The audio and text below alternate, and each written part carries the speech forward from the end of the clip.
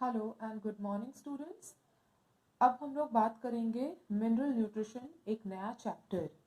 हम लोग जानेंगे कि मिनरल न्यूट्रिशन क्या है और बेसिकली ये प्लांट्स के लिए कितना इम्पॉर्टेंट है। प्लांट्स किन किन मिनरल्स पर डिपेंड करते हैं अपने प्रॉपर ग्रोथ एंड डेवलपमेंट के लिए। अगर वेयर एंड टेयर हुआ है, अगर किसी प्रकार का डैमेज हुआ है सेल के लेवल पर, टिश्यू के लेवल पर, ऑर्गन के लेवल पर, तो मिनरल्स कैसे उनको हेल्प करते हैं रिकवर करने के लिए। सबसे पहली बात यहाँ पर हम ये जानते हैं कि जैसे हम ह्यूमंस और बाकी जितने एनिमल्स हैं जो कि फूड पर डिपेंड करते हैं, न्यूट्रिशन पर डिपेंड करते हैं, मिनरल एलिमेंट्स पर डिपेंड करते हैं अपने प्रॉपर फंक्शनिंग के लिए, अपने ग्रोथ के लिए, डेवलपमेंट के लिए, एंटायर लाइफ साइकिल को पूरा करने के लिए, और जो फंक्शंस है अपने लाइफ साइकिल के अंदर उनको जो करना है कंप्लीट, उसके लिए जितने भी एलिमेंट्स, मिनरल्स, न्यूट्रिएंट्स का रिक्वायरमेंट होता है एनिमल्स को, उसी तरह से प्लांट्स को भी अपना एंटायर लाइफ साइकिल कंप्लीट करने के लिए और डिफरेंट डिफरेंट लाइफ एक्टिविटीज़ को पूरा करने के लिए उनको भी न्यूट्रिशन का रिक्वायरमेंट है, न्यूट्रिशन की ज़रूरत है। तो यहाँ पे हम बोल सकते हैं कि नॉट ओनली एनिमल्स लेकिन प्लांट्स को भी ज़रूरत है न्यूट्रिशन का। तो यहाँ पर हम बोल सकते हैं कि प्लांट्स ऑल्सो रिक्वायर न्यूट्रिशन, क्या के लिए? अपने ग्रोथ एंड डेवलपमेंट के लिए और बेसिक लाइफ एक्टिविटीज़ को पूरा करने के लिए। पानी एसेंशियल है प्लांट्स के लिए। हमारे यहाँ गार्डन में बहुत सारे अलग अलग तरह के प्लांट्स भी होंगे घर पे, रोज़ हम उनमें पानी भी डालते हैं ताकि वो जीवित रहे। तो यहाँ पे हम कह सकते हैं कि पानी प्लांट्स के लिए सबसे एसेंशियल कंपोनेंट है उनके जीवित रहने के लिए, जीने के लिए। लेकिन सिर्फ पानी ही नहीं, लेकिन बहुत सारे एलिमेंट्स भी रिक्वायर्ड होते हैं प्लांट्स को ताकि उनका प्रॉपर ग्रोथ, प्रॉपर डेवलपमेंट हो सके। और इन्हीं एलिमेंट्स को हम क्या कहेंगे? मिनरल्स कहेंगे, जो प्लांट को चाहिए पूरे जीवन काल में ताकि प्रॉपर फंक्शनिंग हो सके different parts of the plants का। यहाँ पर एक बात आती है कि प्लांट्स आर नॉन मूवेबल, वो हिल डुल नहीं सकते। जैसे हम लोग, अगर हमें खाना चाहिए तो हम किचन में जाके अपने लिए खाना बना सकते हैं, लेकिन अगर प्लांट को भूख लगेगी तो वो क्या करेगा? वो तो घर के किचन में जाके अपने लिए खाना नहीं बना सकता है, क्योंकि उसके पास पैर नहीं है, वो एक जगह से दूसरे जगह पे नहीं जा सकता है।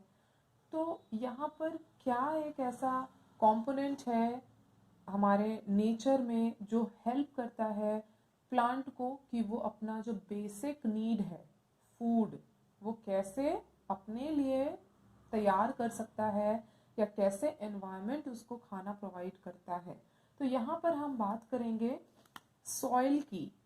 क्यों हम सॉइल की बात करेंगे? क्योंकि जो प्लांट्स होते हैं वो ज़मीन से जुड़े होते हैं, वो मिट्टी से जुड़े होते हैं। तो हर पौधे का जो जड़ होता है वो सॉइल में ही होता है, वो ज़मीन के नीचे ग्रो करता है, और जितना न्यूट्रिएंट्स उस पर्टिकुलर सॉइल में प्रेजेंट होगा, उस पर्टिकुलर प्लांट का रूट उतना ही ज़्यादा स्प्रेड करेगा उस पर्टिकुलर रीजन में, ताकि ज़्यादा से ज़्यादा क्वांटिटी में मिनरल न्यूट्रिएंट्स को सॉइल से अब्जॉर्ब कर सके, और उसमें उस प्लांट की जो ग्रोथ होगी, डेवलपमेंट होगी, वो बहुत ही अच्छी होगी। यानी कि हम क्या कह सकते हैं कि जितने भी ज़्यादा प्रकार के मिनरल्स जो प्लांट्स को रिक्वायर्ड होते हैं वो ज़्यादातर उनको कहाँ से मिलते हैं?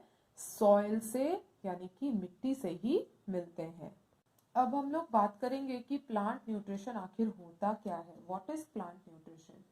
हम कह सकते हैं कि प्लांट न्यूट्रिशन एक ऐसा प्रोसेस है जिससे कि प्लांट क्या ऑब्टेन करेगा?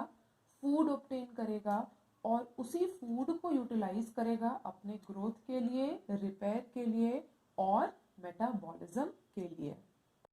प्लांट्स को आवश्यकता होती है बहुत सारे अलग अलग एलिमेंट्स की। क्यों? क्योंकि इन्हीं एलिमेंट्स की मदद से वो क्या करते हैं? अपने लिए खाना बनाते हैं। तो बेसिक एलिमेंट्स जो प्लांट्स को रिक्वायर्ड होती है वो है carbon, hydrogen, oxygen, carbon, hydrogen, oxygen etcetera, जो कि उसको या तो पानी से या तो सॉइल से मिल जाएगा। अब ये क्या करेंगे, इन एलिमेंट्स को या तो ये हवा से लेंगे या तो पानी से लेंगे। तो पानी से जो कंपोनेंट्स या एलिमेंट्स प्लांट्स को मिलेंगे वो क्या क्या है, हाइड्रोजन एंड ऑक्सीजन। और हवा से, हवा में प्रेजेंट होता है कार्बन डाइऑक्साइड, और जो कि प्लांट के लिए रिक्वायर्ड है। जब वो रेस्पिरेशन करेंगे या ट्रांसपीरेशन करेंगे तो स्टोमाटल पोर से वो इस कार्बन डाइऑक्साइड को इनटेक करेंगे, जिससे ये कार्बन एलिमेंट प्लांट क्या कर लेगा, यूटिलाइज कर लेगा।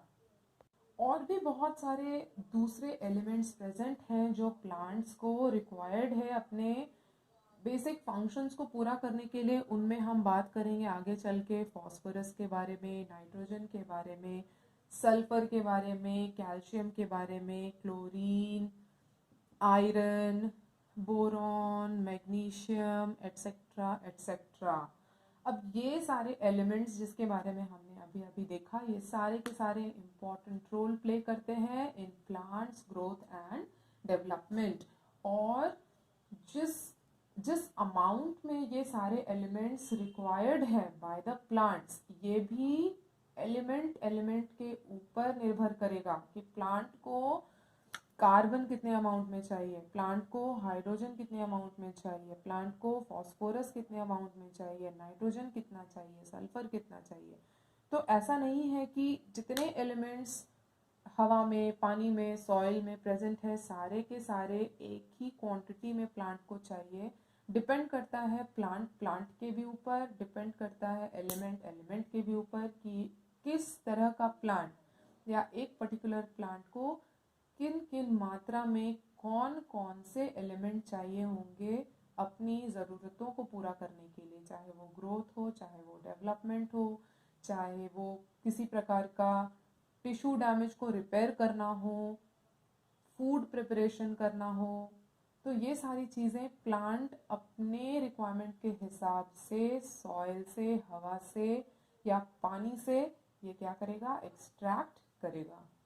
तो अब हम लोग बात करेंगे कि प्लांट्स को मिनरल्स की ज़रूरत आखिर होती क्यों है। सबसे पहला पॉइंट यहाँ पे हम देखते हैं कि प्लांट्स को मिनरल्स की ज़रूरत होती है अपने ग्रोथ के लिए। अगर हम पूरे फेनोमेनन को रिकॉल करें कि प्लांट कैसे बनता है, एक सीड है, सीड से सीडलिंग आएगा, सीडलिंग बढ़ के एक छोटा यंग प्लांट बनेगा और यही यंग प्लांट ग्रो करके एक बिग ट्री बनेगा। रिप्रोडक्टिव ऑर्गन्स डेवलप होंगे, सीड का डेवलपमेंट होगा, फ्रूट फॉर्मेशन, सीड फॉर्मेशन, ये सब हम पढ़ चुके हैं। फिर से ये जो सीड बना ये फिर से सोक किया जाएगा सॉइल में, फिर से सीडलिंग बनेगा, small plant and then young tree. तो ये साइक्लिक वे में ये पैटर्न कंटिन्यूअस चलता रहेगा। तो यहाँ पे हम क्या कह सकते हैं कि बहुत सारे मिनरल्स हैं जो कि डायरेक्टली असर करते हैं प्लांट के ग्रोथ में। नॉट ओनली एंटायर प्लांट, लेकिन प्लांट के अलग अलग पार्ट्स के ग्रोथ पर भी ये अपना असर डालता है। रूट के ग्रोथ के लिए कौन सा मिनरल इम्पॉर्टेंट है वो इफेक्ट करेगा, या हम कह सकते हैं कि उस पर्टिकुलर एलिमेंट की, उस पर्टिकुलर न्यूट्रिएंट की जो अवेलेबिलिटी है वो डिसाइड करेगी कि रूट का ग्रोथ कैसा होगा, अच्छा होगा या नहीं होगा। जो उसके ब्रांचेस होंगे, अगर उसके ग्रोथ के लिए कोई पर्टिकुलर मिनरल रिस्पॉन्सिबल है तो अगर उसकी अवेलेबिलिटी है तो वो ब्रांच अच्छे से बढ़ेगा, अगर अवेलेबिलिटी नहीं है तो अच्छे से ग्रोथ नहीं हो पाएगी। तो सारे के सारे मिनरल्स जो पर्टिकुलर प्लांट को रिक्वायर्ड है वो डिसाइड करेगा कि उस पर्टिकुलर प्लांट की ग्रोथ कैसे होगी। तो यहाँ पे हम क्या कह सकते हैं कि प्लांट को मिनरल्स की ज़रूरत क्यों है, अपने ग्रोथ के लिए। सेकंड है टिश्यू रिपेयर। अब हो सकता है कभी कभी हमने देखा भी होगा कि बिजी शेड्यूल के कारण हम अपने गार्डन में कभी पानी नहीं दे पाते हैं। बहुत लंबे समय तक अगर पौधों को पानी ना दिया जाए तो वो सूखने लग जाते हैं, मुरझाने लग जाते हैं, टहनियाँ सूखने लग जाती है, ऐसा लगता है कि पौधे मर जा रहे हैं। कभी कभी क्लाइमेटिक कंडीशन ऐसा होता है, फेवरेबल नहीं होता है उस पर्टिकुलर प्लांट के लिए, तो वो प्लांट मरने लग जाता है।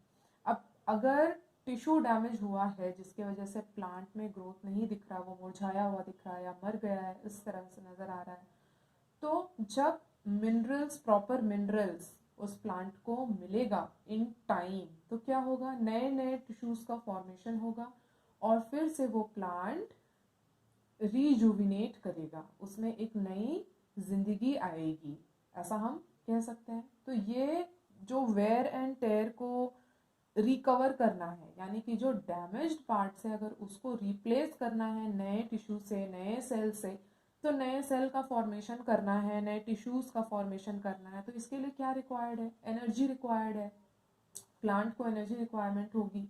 अब ये एनर्जी कहाँ से प्लांट को मिलेगा, नया सेल, नया टिश्यू बनाने के लिए, तो ये भी कहाँ से आएगा, मिनरल से ही आएगा।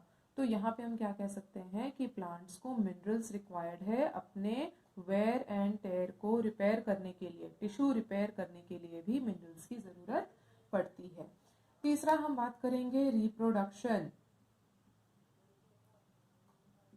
सेल डिवीजन हम पढ़ चुके हैं, उसमें भी एनर्जी रिक्वायरमेंट होती है। This also involves requirement of energy, और ये भी फुलफिल्ड कैसे होगा, बाय मिनरल्स। और लास्ट हम बात करेंगे मेटाबॉलिज्म। मेटाबॉलिज्म में बहुत सारी चीज़ें इन्वॉल्व हो जाती हैं, चाहे हम एसिमिलेशन कहें, एक्सक्रीशन कहें, इंटरनल ट्रांसपोर्ट कहें, तो ये सारी चीज़ों में एनर्जी की रिक्वायरमेंट फिर से है, फूड की रिक्वायरमेंट है, फूड बनेगा, प्लांट उस फूड को कन्वर्ट करेगा इनटू एनर्जी, एंड देन ये सारी चीज़ें, मेटाबॉलिज्म का प्रोसेस पूरा प्लांट के बॉडी में चलेगा। तो इन सारी चीज़ों के लिए मिनरल्स की रिक्वायरमेंट होती है प्लांट को, और अगर कहीं कहीं पर किसी भी मिनरल की डेफिशिएंसी होगी, एब्सेंस होगी, लैक होगा, तो उसका डायरेक्ट इम्पैक्ट हम प्लांट के ग्रोथ और डेवलपमेंट में देख सकते हैं।